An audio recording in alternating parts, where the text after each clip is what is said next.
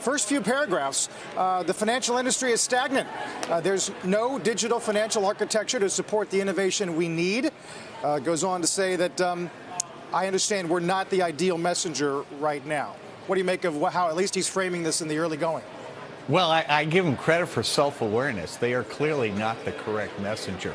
Carl, I think the fundamental issue that we have to face here is that sovereign nations, whether it's the United States or any other country, really derive their legitimacy from control of legitimate means of force like military and police, and from their control of currency. That's really where their power comes from.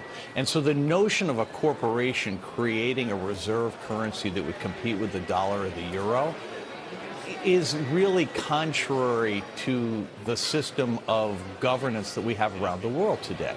And in my mind, it isn't appropriate. I'm all in favor of having a stable crypto, but I want it to be inside the monetary system that we have now as opposed to a corporate thing on the outside. So it's not just Facebook I oppose. I don't want to see any corporation doing this because I think eventually this leads to a lot of financial transactions moving outside the financial system, so outside of taxation, outside of any kind of regulatory control, and in the end, that'll be harmful.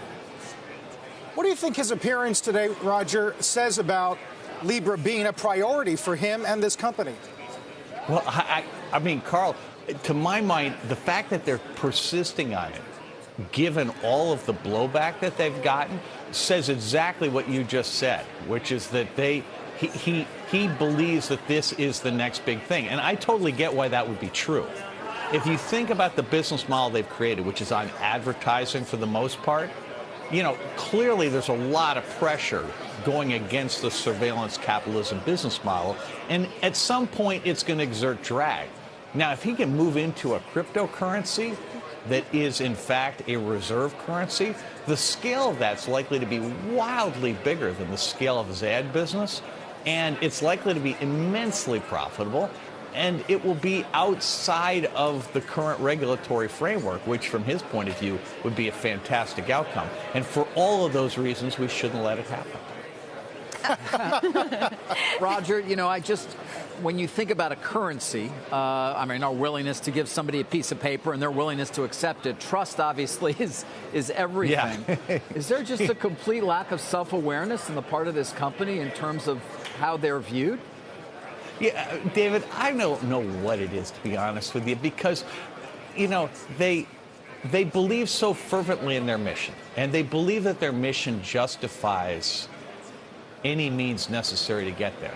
I mean, they've said that out loud in the context of murders on Facebook Live. They said it out loud in the context of Myanmar and other things. And so they obviously have a fixation on their own business plan and a willingness to disregard all other factors, including common sense.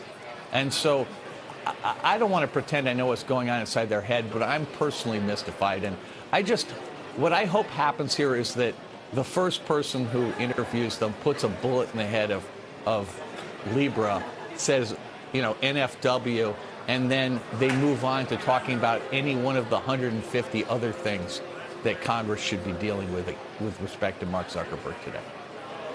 Roger, Zuckerberg in his prepared testimony talks about the risks of not innovating, namely that China is moving quickly to launch something similar in the coming months. Do you believe that that is a real threat? Is the Libra story one about American dominance of the financial system, or is it about something else that pertains to Facebook?